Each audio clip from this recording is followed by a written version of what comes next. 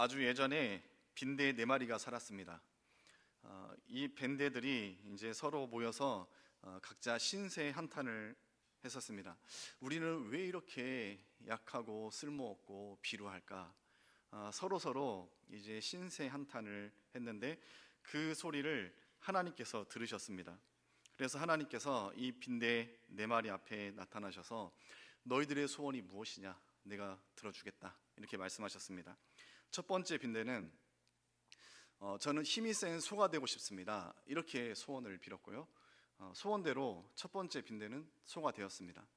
두 번째 빈대는 저는 자유롭게 저 하늘을 날 수 있는 새가 되고 싶습니다. 이렇게 소원을 빌었고 그렇게 됐습니다. 세 번째는 저는 열심히 일을 하지 않아도 남의 것을 훔쳐서 먹을 수 있는 쥐가 되고 싶습니다. 이렇게 소원을 빌었고 또 그렇게 됐습니다. 네 번째 빈대는 이 모든 과정을 다 지켜봤습니다.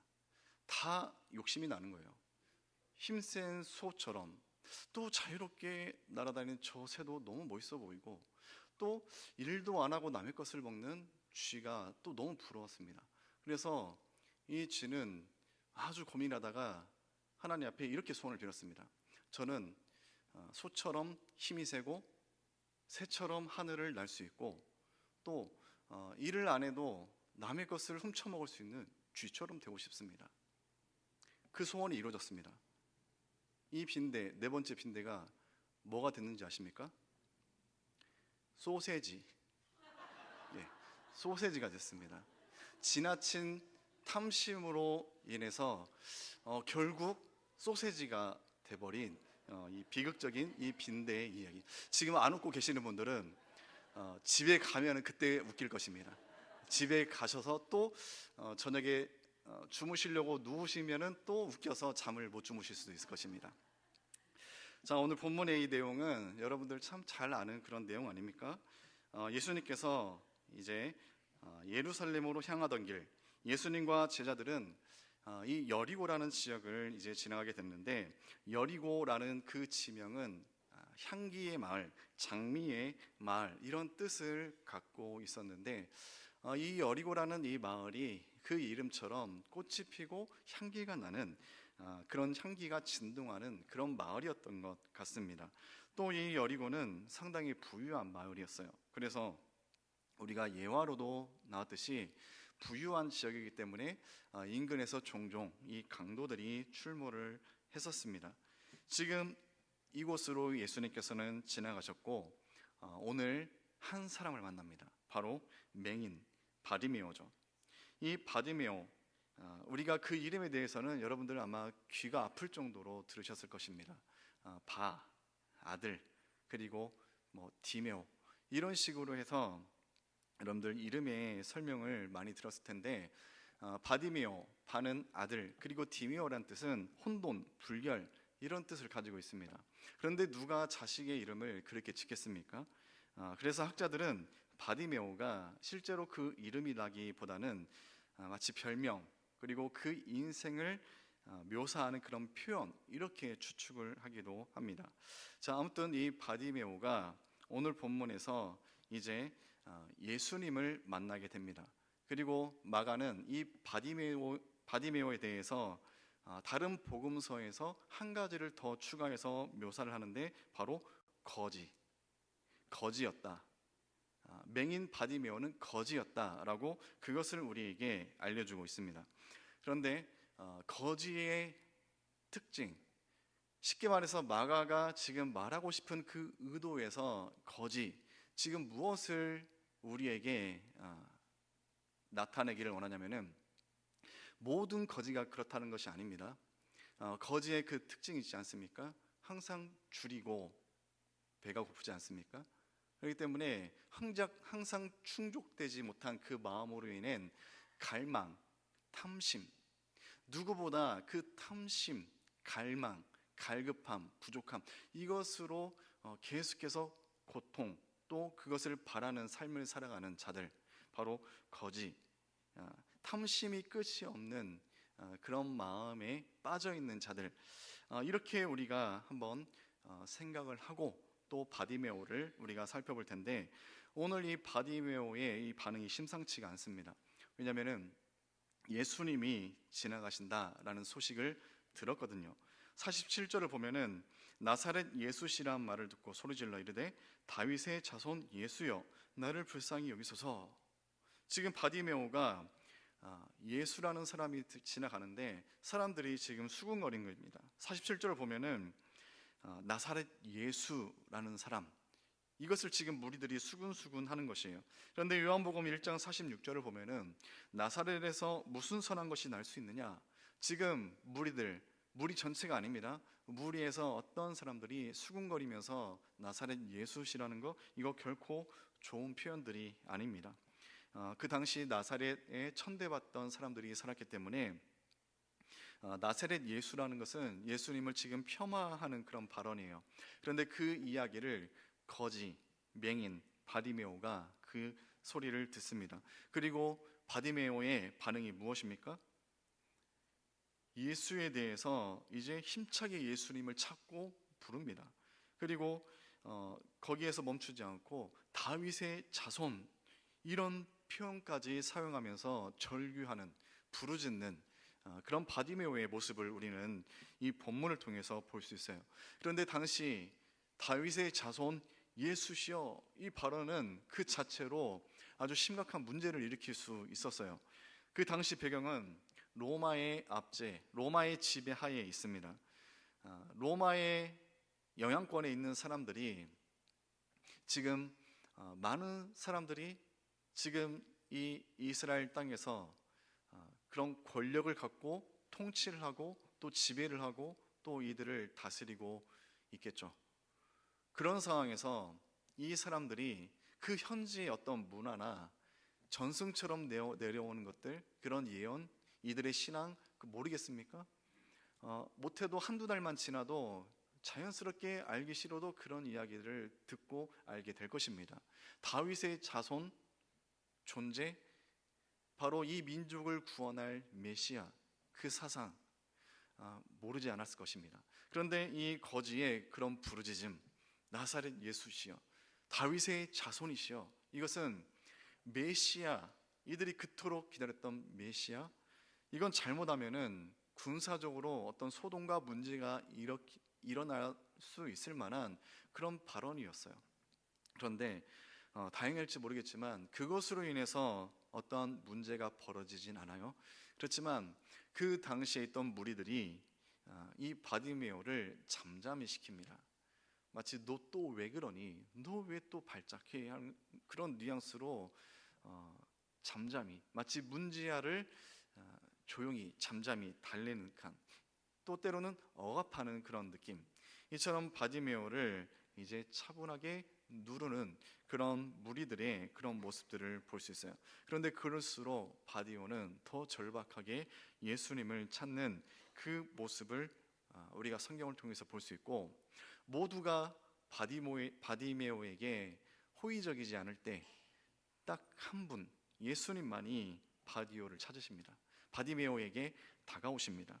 그 바디메오를 예수님만이 이 자리에서 호의적으로 이 바디메오를 찾는 그 모습을 보는데, 지금 이 메시지 흐름에서 잠깐 이 장면만 우리가 또 떨어뜨려서 본다면은 이 모습이 우리의 삶 가운데 보여져야 될 그런 모습이지 않을까, 그런 생각을 잠깐 했습니다.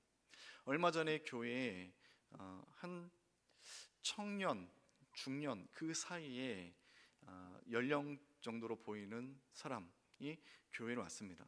그리고 그 사람하고 이제 이런저런 얘기를 해봤는데 사업을 도전을 했는데 실패를 했고 또 자살의 시도도 있었고 지금은 우울증, 시에서 내가 거주할 수 있는 것을 도움을 요청했지만 그마저도 지금 한 2주 정도 기다려야 결정이 되는데 그 결과조차도 그 결과를 기다리는 이 2주간의 시간조차도 갈 데가 없는 이 사람이 안타까운 그런 소식, 우리 교회 이 마당까지 오셔서 그 이야기를 들었습니다. 그리고 저도 한 권사님의 그런 소개로 그 사람과 대화를 했었고요. 그런데 그 권사님이 나중에 또 다시 저하고 이제 얘기할 때 이런 말씀을 하시더라고요. 그 권사님도 계속 마음에 밟히신 거죠.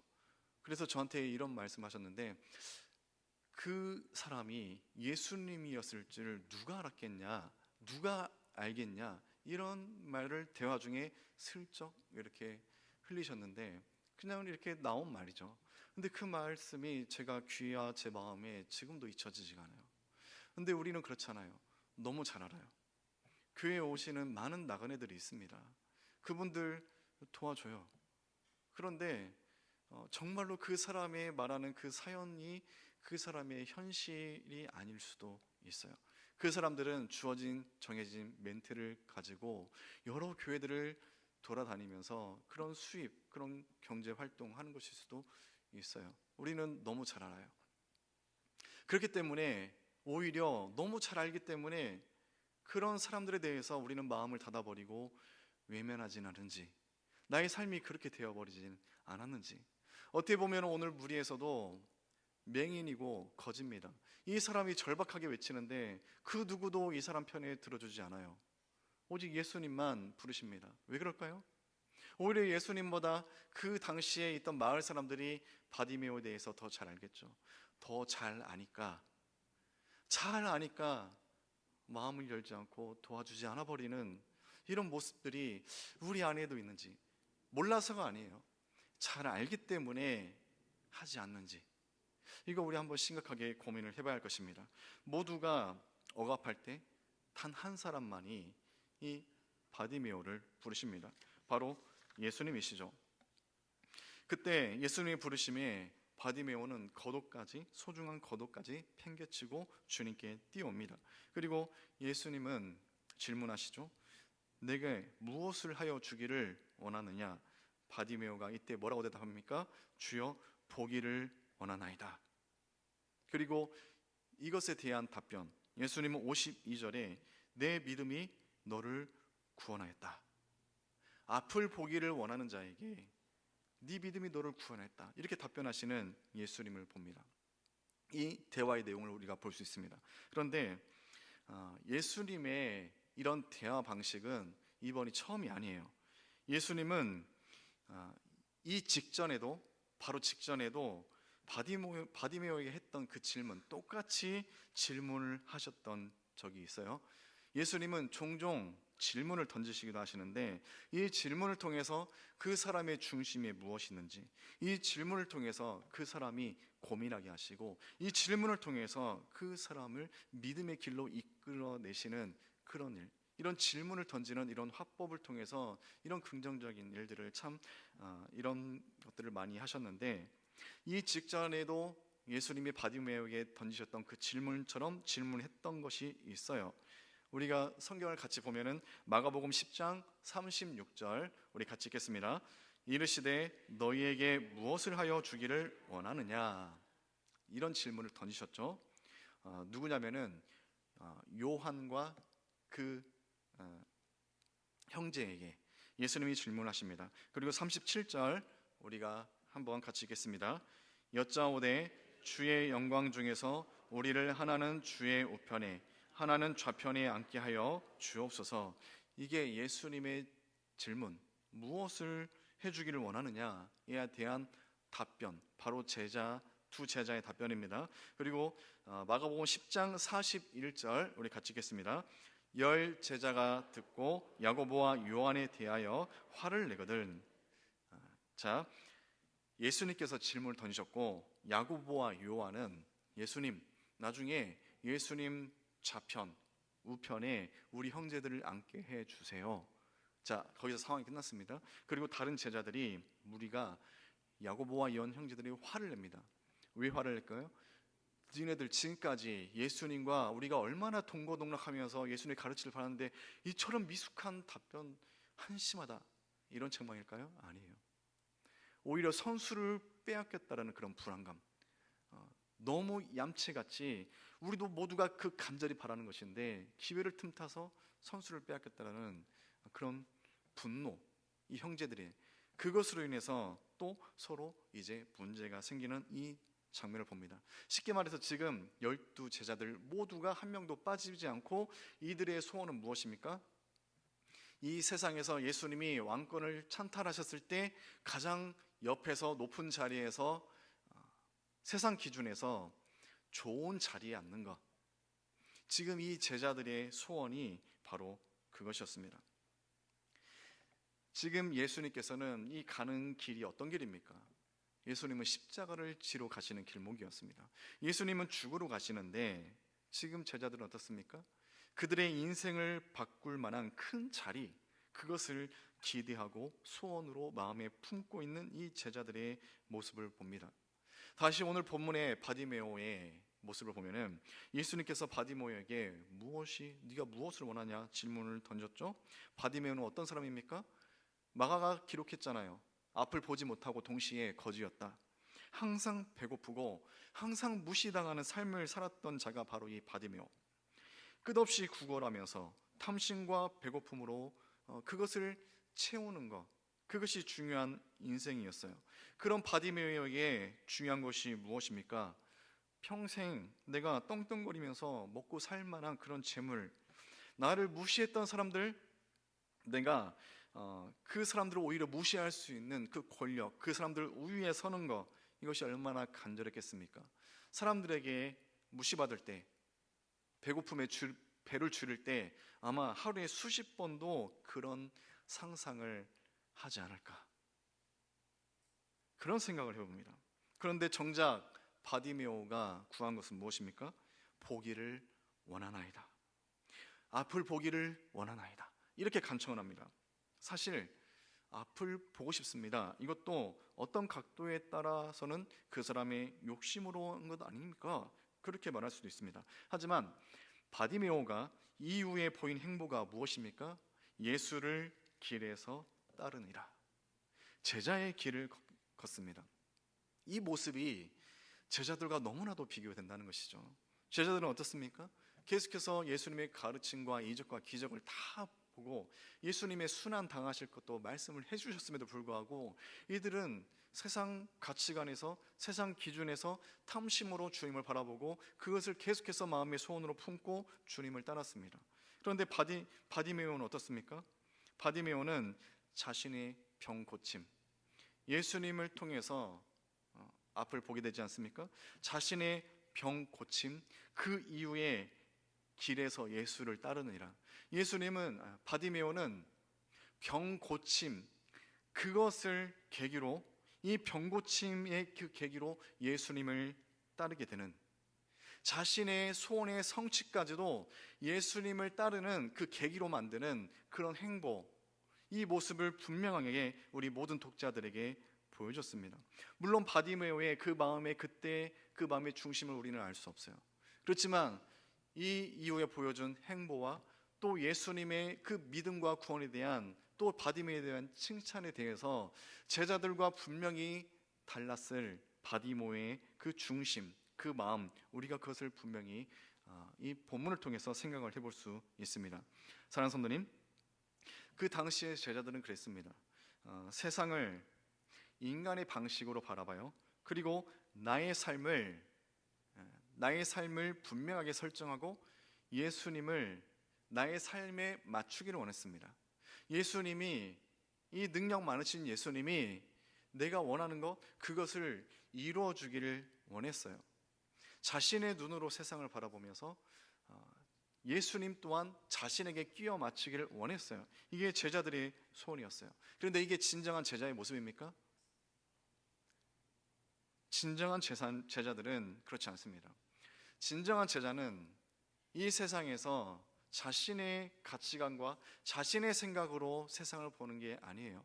진정한 제자는 하나님의 방식으로 이 세상을 보고 자신의 삶까지도 하나님의 목적과 뜻에 굴복시켜 하나님을 따르는 자, 이것이 바로 진정한 제자의 모습일 것입니다. 그런 의미에서 바디메오는 주님을 만나 또 그 짧은 교제를 통해서 자신의 탐심을 누르고 또 스스로를 굴복시켜 주님을 따르게 된, 이런 바디메오의 정말로 짧지만 그 안에서 순간적으로 놀랍고 큰 변화가 일어난 이 모습들을 우리가 바디메오의 모습을 통해서 볼 수 있습니다. 이 모습이 이 시점에서 무늬만 제자였던 이 제자들과 상당히 비교되는 그런 모습입니다. 사랑하는 성도님, 우리가 살아갈 때 우리 인생에서, 우리 삶에서, 신앙인의 성도의 삶에서 가장 큰 비극이 무엇인지 아십니까? 전능하신 주님을 너무나도 잘 알기 때문에 주님을 그 자체로 보지 못한다는 것입니다. 주님 너무나 능력이 많으시고 주님은 다 모든 것을 하실 수 있으신 분이라는 것을 너무나도 잘 알기 때문에 주님 그 자체를 우리가 보지 못하는 거예요. 어떻게 봅니까? 세상의 어떤 탐심, 기대, 이것을 투영해서 주님을, 기대를 통해서 주님을 바라보는 그런 우리들의 모습을 봅니다. 제자들처럼 어떤 것이든지 무엇이든지 나의 소원, 나의 갈망, 그런 것들, 세상적 기대를 가지고 예수님을 바라봅니다. 사랑하는 성도님, 우리는 절대 그래서는 안 됩니다. 주님의 사랑하는 자녀된 성도는 복음으로 세상을 바라봐야 되고 말씀으로 나 자신을 쳐서 복종시켜 주님의 제자로 살아가는 것, 이것이 우리의 삶이죠. 그런데 그게 쉽냐고요? 어렵잖아요. 알면서도 잘 안 되잖아요. 이게 우리의 현실입니다. 담임 목사님 설교를 여러분들 계속 들으시면서 어떤 느낌을 받으십니까? 우리 교육자들도 한 번씩 이 자료는 도대체 어디서 찾으셨을까? 깜짝깜짝 놀랄 때가 너무나 많습니다. 너무나 학적이지 않습니까? 때로는 어려울 수 있어요. 저희들도 어려울 때가 있어요. 근데 여러분들 오죽하시겠습니까? 그런데 잘 들어보십시오. 어려울 수 있어요. 그런데 그 다음 설교, 또 다음 설교, 이 설교들이 쌓이고 쌓여서 보면은 어떤 느낌을 여러분들 받으십니까? 목사님의 설교를 계속해서 듣다 보면은 희망이 생겨요. 소망이 생겨요. 너무나도 형편없는 나지만, 너무나도 한계가 있고 미숙한 나지만 그 정체를 발견하지만 절망적이지가 않아요. 이 말씀을 통해서 소망이 있어. 기쁨이 있어요. 두려움이 사라지고 소망이 생기고 뭔가 희망이 생겨요. 왜요? 예수님을 분명하게 드러내시기 때문에. 여러분, 우리가 나 자신을 보다 보면은 우리는 절대 소망을 가질 수 없습니다. 제자들처럼 똑같잖아요. 우리도 미숙해요. 나 자신을 보면은 너무나도 한심하고 너무나도 스스로 자괴감이 빠질 정도로 우리 정체는 그래요. 이 말씀 잘 알잖아요. 이 말씀으로 쳐서 복종시키고 따라야 되는데 쉽냐고요? 안 돼요. 어려워요. 내 자신은 그렇게 소망이 없는 자들입니다. 그런데 우리가 절대 포기하지 말아야 되고 소망을 잊지 말아야 되는 이유가 무엇입니까? 주님이 하시기 때문입니다. 그 당시의 제자들, 12명의 제자들도 얼마나 미숙합니까? 그런데 이 제자들의 나중 모습을 보고 제자들 참 미숙하네, 한심하네, 그렇게 말할 수 있는 사람이 이 자리에 있습니까? 한 명도 없어요. 예수님을 통해서 이렇게 미숙했던 제자들이 모두 어떻게 변합니까? 그들이 훌륭해서입니까? 아니요. 예수님 때문에, 주님이 계시기 때문에 결국 이들은 변화될 수밖에 없는 것입니다. 사랑하는 성도님, 지금 다 미숙하지만 여러분들 스스로를 바라보면서 절망하지 마시기 바랍니다. 오히려 소망을 품으시기 바랍니다. 나 이렇게 부족하지만 우리 주님이 정해진 때에 분명히 나를 깊이 만나 주실 것이고 그 주님을 만났을 때 우리는 비로소 참된 제자로, 하나님 기뻐하시는 제자로 반드시 서게 될 것입니다. 그 날이 아직은 우리는 알 수 없으나 반드시 하나님은 포기하지 않으실 것이고 반드시 우리 안에 다가와 주실 것입니다. 그 주님을 끝까지 믿음으로 소망으로 붙들며 나아가는 여러분 되시기를 간절히 소망합니다. 이 시간 우리